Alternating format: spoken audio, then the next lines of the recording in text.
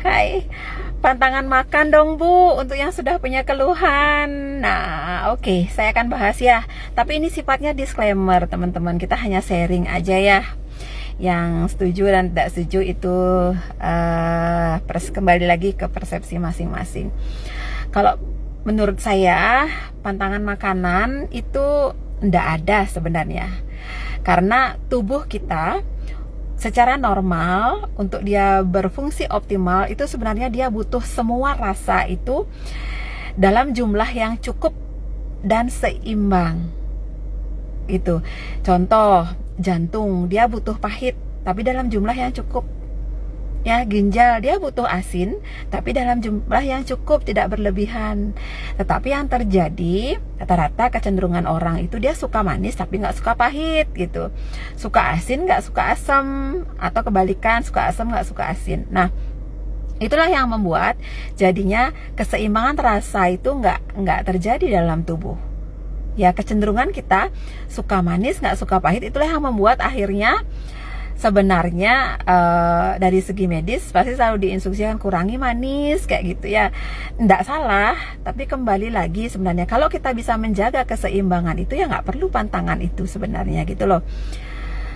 Karena ini juga ya, karena saya kan banyak pegang pasien dari customer minyak farah saya. Ya kadang-kadang mereka bilang gini, Bu, tidak boleh makan manis, saya nggak boleh makan nasi. Katanya saya nggak boleh makan ini, nggak boleh makan itu ya.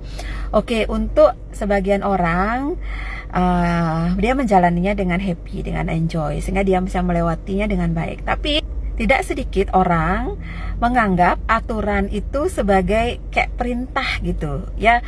Padahal tubuhnya pengen makanan itu, tetapi karena diperintah jadi otaknya itu ngeblok gitu ya. Padahal tubuhnya itu pengen. Jadi ketidaksinkronan antara tubuh dan pikiran itu sebenarnya malah masalah. Makanya saya biasanya kalau mendampingi pasien ketika dia bilang, Bu, saya boleh nggak makan ini, padahal dia dilarang sebenarnya kan. Tapi saya selalu bilang, boleh Bu, silahkan, tapi secukupnya aja ya. Nanti kalau sudah sehat boleh silahkan lagi ya. Sementara ini Ibu agak kurangi sedikit porsinya, tak seperti biasanya, untuk mempercepat proses penyembuhan gitu. Karena menurut saya keinginan yang ditekan itu bisa memunculkan masalah baru. Makanya saya sering bilang sama customer minyak farah saya, sesungguhnya yang tahu terhadap diri kita sendiri itu bagaimana atau butuhnya apa itu kita sendiri.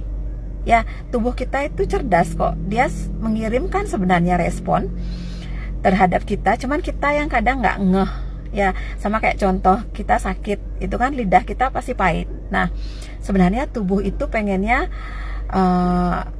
jangan banyak makan dulu gitu, karena tubuh itu sedang berfokus untuk penyembuhan, bukan untuk dia mencerna makanan. Jadi bisa kurangi makan atau puasa kayak gitu teman-teman. Hanya kadang kita nggak sadar akan sinyal tubuh yang diberikan seperti itu. Makanya kembali lagi, ketika kita sering membalurkan minyak farah itu sebenarnya membangun koneksi atau hubungan dengan diri sendiri ya. Balurkan minyak farah, sayangi lagi tubuh, kita gosok-gosok dia dengan penuh perhatian, berikan cinta kasih sambil kita berdoa ya. Lakukan itu rutin, teman-teman akan merasa jauh lebih berenergi setelah balur minyak farah, terutama ketika menjelang tidur malam gitu. Saya doakan teman-teman semua diberikan kesehatan ya. Semangat!